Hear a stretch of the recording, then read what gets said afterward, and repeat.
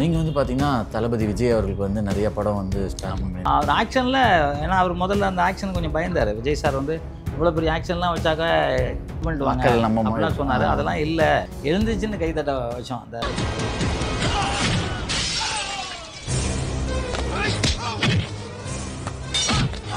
எதுனா ஒரு புக்கில் கூட அவர் பேரை போடக்கூடாதுன்னு சொன்ன ஒரு கட்டத்தில் அவர் பேரை தவிர்க்கவே முடியாத ஒரு அளவுக்கு கொண்டு வந்து நிறுத்தினார்னா என்னாச்சு, அவர் முயற்சியும் பயிற்சியும் தான். விஜய் அவர்கள் வந்து பார்த்தீங்கன்னா 2026 வந்து எலெக்ஷன் நிற்க போகிறாரு முன்னாடியே பேசியிருக்காரு அவங்ககிட்ட. ஏன்னா அவர் வந்து எலெக்ஷன் நிற்கிறாங்கிறதுலாம் அப்போலாம் அவருக்கு அந்த ஐடியா கிடையாது. இப்போ அவர் சில பாதிக்கும் போது தான் 200 கோடி ஒரு சம்பளத்தை விட்டுட்டு வராருன்றதை நீங்கள் எப்படி பார்க்குறீங்க? நல்லது தான் நினைக்கிறீங்க? இல்லை, அது மட்டும் எனக்கு வருத்தமாக தான். இன்னும் வயசு இருக்குல்ல, இப்போ தானே சின்ன வயசு தானே, ஒன்றும் பெரிய கிழமை இல்லையே. இன்னும் கொஞ்ச நாள் இருந்துட்டு இன்னும் கொஞ்சம் மக்களுக்கு என்ன கொஞ்சம் இதெல்லாம் பண்ணிவிட்டு அது மூலியமாக மக்களுக்கு நிறையா ஒரு 200 கோடினா 100 கோடியை மக்களுக்கு செலவு பண்ணிவிட்டு அப்படியே வந்திருக்கணும்னு நான் நினச்சேன். சரி, ஏன்னா அவர் வந்து டாக்டராக படிக்க வைக்கணும் அவங்க அப்பாவோட ஆசை. அவங்க அப்பா சொல்லும்போது சொல்லுவார், மாஸ்டர் இந்த சீனில் அப்படி இப்படின்னு சொல்லிட்டு இருப்பாரு. ஆனால் வந்து விஜய் சாருக்கு வந்து நம்ம நடிக்கலாம்னு ஆசை. இவங்க 2 பேருக்கும் அப்பாவும் விஜய் சார் ஓடிய போயிட்டார் வீட்டை விட்டு விஜய் சார். ஆனால் அவங்க அப்பா சொன்னார், உங்களில் உதயத்தரில் தான் இருப்பானா, கரெக்டாக உதயத்தரில் பிடிச்சி சொன்னாங்க.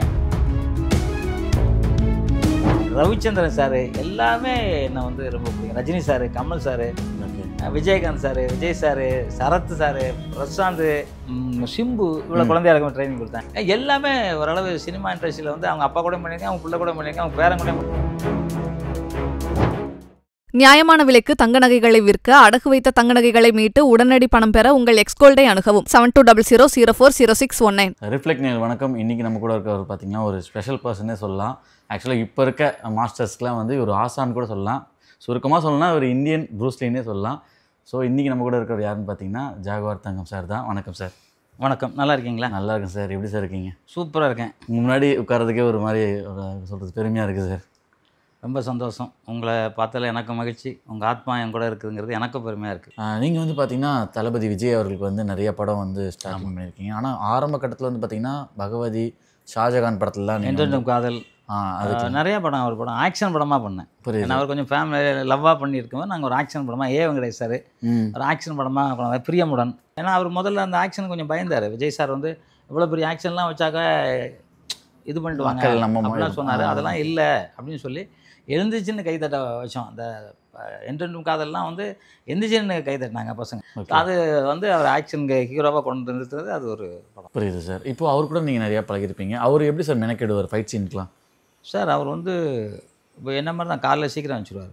அவரும் டெய்லியுமே சீக்கிரம்? ஆமாம், நடிகத்தில் சிவாஜி கணேசன் எப்படி 6 மணி ஷூட்டிங்னா 5:50 இருப்பார், அது மேக்கப் போட்டு. அதே மாதிரி விஜய் சார் வந்து 5:50 மேக்கப் போட்டு உட்காந்துருப்பார்.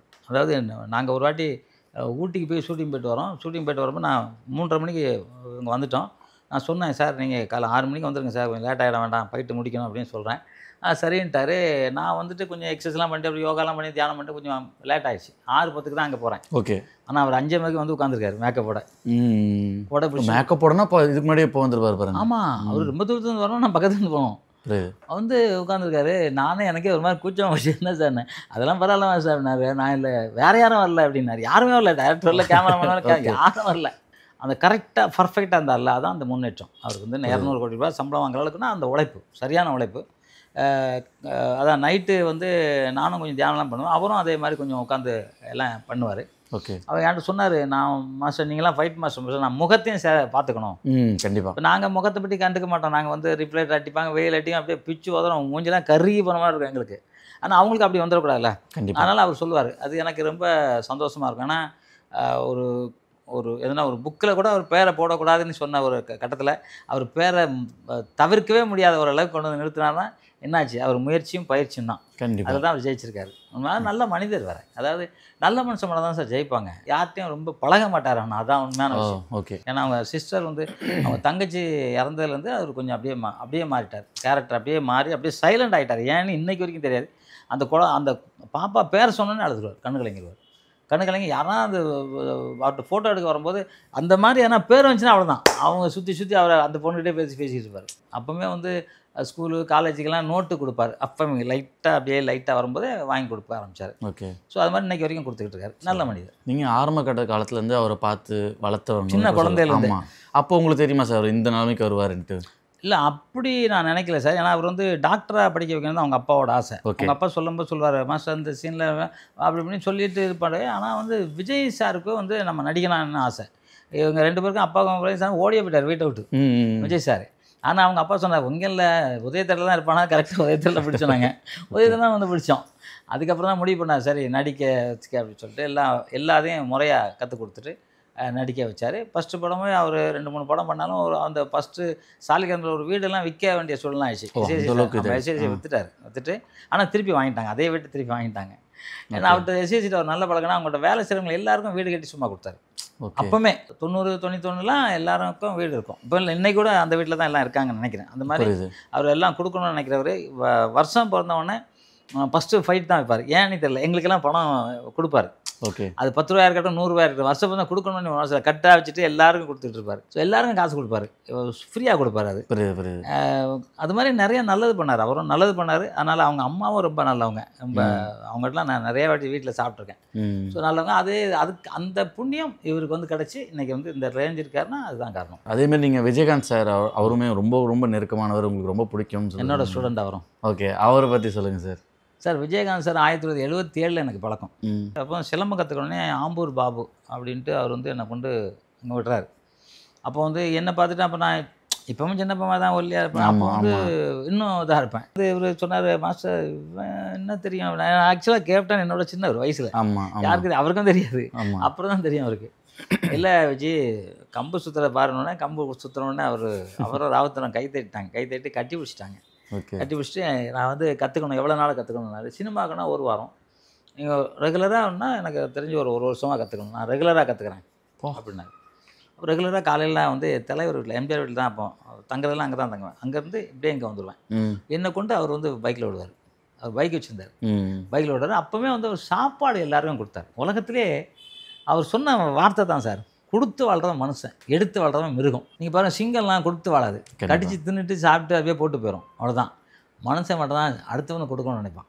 அப்போவுமே வந்து அவங்க எல்லாருக்கும் இட்லி அதெல்லாம் கொடுத்துக்கிட்டு இருந்தார். அப்போ நான் கேட்டேன், என்ன சார் நான் எல்லா தங்கம் இப்போதைக்கு நம்மளால் இவ்வளோ தான் முடியும், ஒருவேளை நான் நல்லா வந்துட்டா நல்லா செய்வேனாரு. அதுக்கப்புறம் நான் சொன்னேன், எம்ஜிஆர் அவர்கள் இதே மாதிரி பண்ணுறாங்க, அதே இதை நீங்கள் பண்ணுறீங்க அப்படின்னு அன்னைக்கு சொன்னது தான். நிச்சயமாக நீங்கள் பெருசாக வருவீங்கன்னா ஒரு 6-7 வருஷத்தில் விஸ்வரூப வெற்றி அடைஞ்சார். சாலிகிராமத்தில் வந்து ஒரு பெரிய ஒரு 2 கிரவுண்டில் வீடு கட்டி அதில் வந்து கீழே ஃபுல்லாக ஹாஸ்பிட்டலு, மாத்திரை ஃப்ரீ, டாக்டர் ஃபீஸு கிடையாது, எல்லாமே ஃப்ரீயாக பண்ணி கொடுத்தாரு. கருப்பு தங்கம்ல அவர். அந்த சிரிப்புலாம் தெய்வீக சிரிப்பிச்சா, அதெல்லாம் மிஸ் பண்ணிக்கிட்டு இருக்கேன் வாழ்க்கையில். அந்த மாதிரி ஒரு தங்க மனிதர் வந்து செக் எழுதிக்கிட்டே இருப்பார். என்னென்னா காலேஜ் படிக்க காசு இல்லாதவங்களுக்கு கொடுத்துட்டு இருப்பார், காலேஜுக்கு செக் கொடுப்பார். கொரோனாவில் இறக்கும்போது என்னோட காலேஜில் இடம் இருக்குது புதைங்க, எல்லாரும் கல்லறைக்குள்ளேயே புதைக்க கூடாதுன்னாங்க, என்னோட காலேஜில் புதைங்கினார். அப்போ மனிதர் இல்லைல்ல அவர், கண்டிப்பாக கடவுள் தானே. அவருக்கு நான் மாஸ்டர் ஆகிற உண்மையிலே பெருமைப்படுறேன். நிறைய படங்கள் அவருக்கு டூப் போட்டிருக்கேன், நிறைய படங்கள் சண்டை காட்சியில் பண்ணியிருக்கேன். அதெல்லாம் பெரிய பாக்கியமாக நான் நினைக்கிறேன். அவர் மதுவால் தான் வந்து பார்த்திங்கன்னா நிறையா இது பண்ணாங்க, நிறைய பேர் கேலி கிண்டல்லாம் இது பண்ணார், அழிஞ்சதும் அதுதான் சொல்லிட்டு நிறைய பேர் பேசிக்கிறாங்க. நீங்கள் ஒரு குருவாக இருந்து அவருக்கு எதாவது அட்வைஸ் பண்ணியிருக்கீங்களா, ஏதாவது சொல்லியிருக்கீங்களா சார்? நீங்கள் எப்படி பார்த்தீங்க அதை? இல்லை சார், அவர் மதுவால் இறந்தாருன்னெலாம் நம்ம சொல்ல முடியாது. தண்ணி அடிக்கிறவன் இன்னும் 100 வயசு எத்தனை பேர் இருக்காங்க, அதெல்லாம் இல்லை. அவர் வந்து நண்பர்களுக்காக இறந்தார் என்னை பொறுத்த வரைக்கும். ஏன்னா இப்போ நீங்கள் அவருக்கு நண்பர்னால் நீங்கள் ஒரு படம் நடிக்கணும், அவர் ஃப்ரீயாக நடிச்சு கொடுப்பாரு. அப்போ அதே டைமில் இவருக்கு ஒரு படம் நடிச்சிட்டு இருப்பார். அந்த படத்தில் முடிச்சுட்டு உங்களுக்கு தூங்காமல் உங்களுக்கு வருவார். இப்போ நான் ஒரு படம் நடிக்கிறேன், எனக்கு ஒரு 4 ஒரு ஃப்ரீயாக நடிச்சு கொடுப்பார். ஸோ அந்த மாதிரி மனசு நான் எவ்வளோ வாட்டி சொல்லியிருக்கேன். ஓகே, உடம்பு பாருங்கள் அப்படிமே, உடம்புலாம் இருக்கட்டும், நம்ம நண்பர்கள்லாம் நல்லா இருக்குது, அது யதார்த்தமாக சொல்லுவார். நம்ம நண்பர்கள் நல்லா இருக்கட்டும் தங்க, என்ன தங்க படம் தான் சொல்லுவார். எனக்கு தெரிஞ்சு நான் அன்னைக்கு சொல்கிறேன், இன்றைக்கி சொல்கிறேன், என்னைக்கு சொல்லுவேன், நண்பர்களுக்காக இறந்தார். புரியுது சார். அது துரோகத்தாலையும் இறந்தார் அப்படின்னு சொல்லலாம். நண்பர்களே துரோகம் பண்ணும்போது புரியுது. அது மாதிரி கேப்டன் வந்து இன்றைக்கி நமக்கு தெய்வமாக இருக்கார். நம்மளெல்லாம் பார்த்துக்கிட்டு அவங்க பசங்களுக்கு 2 பேரும் கல்யாணம் ஆகலை, சீக்கிரம் ஆகும், அது அவர் நல்ல இடமா பார்த்துக்கிட்டு கொடுப்பாரு. ஓகே, விஜய் அவர்கள் வந்து பார்த்திங்கன்னா 2026 வந்து எலெக்ஷனில் நிற்க போகிறாரு சொல்லிட்டு முன்னாடியே பேசியிருக்காரு அவங்ககிட்ட. இல்லை சார், அதெல்லாம் இல்லை.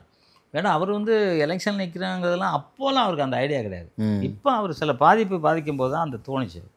ஓகே, சில விஷயம் பாதிக்குதுல்ல. இப்போ நான் கூட இருக்கேன், நான் ஒரு சாதாரணமாக இருக்கிறேன்னு வச்சுங்களேன். நான் வந்து நியாயமாக ஒன்று நடக்கலைங்கும் போது நான் வந்து அதுக்கு எதிராக போராட வேண்டிய மனசு வந்துடும் எனக்கு. ஓகே, நானும் மனிதன் தானே, நான் புழு கூட விரட்டினா கொத்த வரும். அந்த கோவம் தான் அவருக்கு வந்திருக்கும். அதனால தான் அந்த இது ஏதாவது விதி தான், அது ஒன்றும் பண்ண முடியாது, ஓட்டில் எழுதி வச்சு தானே. நீங்கள் எப்படி சார் அதை வரவேற்கிறீங்க? ஏன்னா நீங்கள் ஒரு ஆர்டிஸ்ட்டாக தான் பார்த்துருப்பீங்க. அவர் இப்போ இந்த சினிமா துறையை விட்டுட்டு 200 கோடி ஒரு சம்பளத்தை விட்டுட்டு வராருன்றதை நீங்கள் எப்படி பார்க்குறீங்க? நல்லது தான் நினைக்கிறீங்க? இல்லை, அது மட்டும் எனக்கு வருத்தமாக தான் இருந்துச்சு. இன்னும் வயசு இருக்குல்ல, இப்போ தானே சின்ன வயசு தானே, ஒன்றும் பெரிய கிழமை இல்லையே. இன்னும் கொஞ்ச நாள் இருந்துட்டு இன்னும் கொஞ்சம் மக்களுக்கு என்ன கொஞ்சம் இதெல்லாம் பண்ணிவிட்டு அது மூலியமாக மக்களுக்கு நிறையா ஒரு 200 கோடினா 100 கோடியை மக்களுக்கு செலவு பண்ணிவிட்டு அப்படி வந்திருக்கணும்னு நான் நினச்சேன். பட் அவர் ஆனால் தீர்மானமாக வந்துட்டார். இனிமேல் நான் அவரை குறை சொல்ல முடியாது, வாழ்த்த தான் முடியும். அவர் எங்கே இருந்தாலும் நல்லா இருப்பாருங்கிறது எனக்கு எண்ணம்.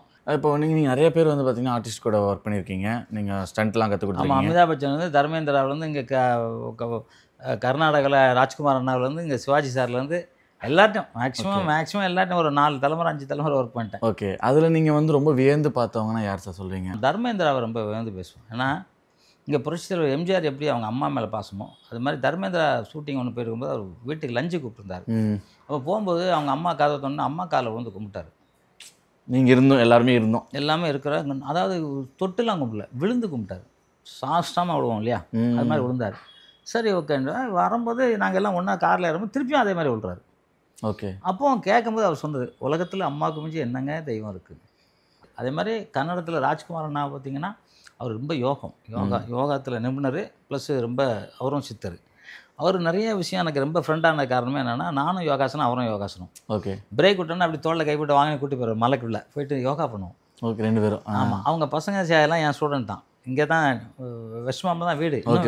ஓகே ஓகே, அங்கே தான் வந்து நான் ட்ரைனிங் கொடுப்பேன். அவர் சொல்லி நான் ட்ரைனிங் கொடுத்தேன். இப்போ அது மாதிரி வந்து இங்கே வந்து என்டிஆர் வந்து இங்கே தங்கம் இல்லையா அப்படின்னு கேட்பாரு. அவருக்கு ஹைட்டுக்கு நான் பார்த்துருக்கீங்களா? எல்லாருக்கும் ஃபைட் அவர்லாம் பண்ண முடியாது. கம்போசிங் பிடிக்கும் அவருக்கு. நான் கத்தி சுற்றினா ஒரு ஸ்டைலாக இருக்கும், சிலம்பு சுற்றினா ஒரு ஸ்டைலாக இருக்கும், பஞ்ச் பண்ண ஒரு ஸ்டைல் இருக்கும். அதனால என்னை கூப்பிடுவாங்க அவங்க. ஓகே, எல்லா நடிகர்களும் செய்யா எல்லாட்டையும் ஜெய்சங்கர் என்ன வந்து இதயகனின்னு தான் கூப்பிடுவார். ஜெய்சங்கர் சார், ரவிச்சந்திரன் சார் எல்லாமே என்னை வந்து ரொம்ப பிடிக்கும். Rajini sir, Kamal sir, okay, Vijayakanth sir, Vijay sir, Sarath sir, Prashanth, அவரும் என் சொல்கிறேன், பிரசாந்த்லாம் என் சொல்கிறேன். அவர் சிம்பு, இவ்வளோ குழந்தையா இருக்கும் ட்ரைனிங் கொடுத்தேன். எல்லாமே ஓரளவு சினிமா இண்டஸ்ட்ரியில் வந்து அவங்க அப்பா கூட பண்ணியிருக்கேன், அவங்க பிள்ளை கூட பண்ணியிருக்கேன், அவங்க பேரன் கூட பண்ணியிருக்கேன். புரியுது. அது ஒரு பெரிய பாக்கியமாக நினைக்கிறேன் சார். எல்லார்ட்டும் ஒர்க் பண்ணி. நீங்கள் இது சொல்லுங்கள் சார், இப்போ வர எல்லாருமே டிக்டாக் பண்ணுறாங்க, ரீல்ஸ் பண்ணுறாங்க, அவங்க எல்லாருமே வந்து பார்த்தா நம்மளும் நடிகர் ஆகணும்னு சொல்லிட்டு ஒரு இது பண்ணுறாங்க. ஆனால் முன்னெல்லாம் நடிகர் ஆகணுனாலே பார்த்தீங்கன்னா அவங்களுக்கு குதிரை ஹார்ஸ் ரைடிங் தெரியணும், சிலம்பம் தெரியணும், ஃபைட் தெரியணும், அந்த மாதிரிலாம் அழகாக இருக்கணும். அதெல்லாம் இருந்துச்சு. இப்போ அதெல்லாம் இல்லாமல் எல்லாருமே நடிக்க வர போகிறேன்றாங்களே, அவங்களுக்குலாம் நீங்கள் என்ன சார் சொல்ல விரும்புறீங்க? எல்லாருமே வந்து வர்றவங்க எல்லாம் வரட்டும், யாரும் வர வேண்டாம் இல்லை, ஒழுக்கமாக இருங்க. நீங்கள் முதல்ல ஒழுக்கமாக இருங்க, ஒழுக்கத்தை போதிங்க. தண்ணி அடிக்கிறது வந்து ஒருத்தர்கிட்ட கூட நான் பேச, தண்ணி அடிக்கிற மாதிரி சீன் வைக்கணும்ல சார் அப்படின்னாரு. தண்ணி அடிக்கிறவங்க சொன்னாலே போகும், சீன் வைக்கணும்னு அவசியம். ஆமாம். இப்போ ரேப் பண்ணோன்னா ரேப் பண்ணிடுவீங்களா? கொலை பண்ணால் கொலை பண்ணுவீங்களா? அதெல்லாம் கிடையாதுல்ல. அது மாதிரி இது வந்து இலைமறைவு காயாக போய் மக்களை கெட்ட வழியில் போகாமல் திருத்துறது தான் சார் சினிமா. ஓகே சார், இவ்வளோ கேட்ட கேள்விக்கு ரொம்ப அழகாக ஆழமாக பதில் சொன்னீங்க. நேரத்துக்கு ரொம்ப நன்றி சார். ரொம்ப நன்றி, ரொம்ப சந்தோஷம். உங்கள் டிவி நேயர்களுக்கும் உங்களுக்கும் உங்கள் நிர்வாகத்திற்கும் கரங்கூப்பி சிறந்தாழ்த்த நன்றி கலந்த வணக்கத்தில் பெருமை. நியாயமான விலைக்கு தங்க நகைகளை விற்க அடகு வைத்த தங்க நகைகளை மீட்டு உடனடி பணம் பெற உங்கள் எக்ஸ்கோல்டை அணுகவும். 7200040619.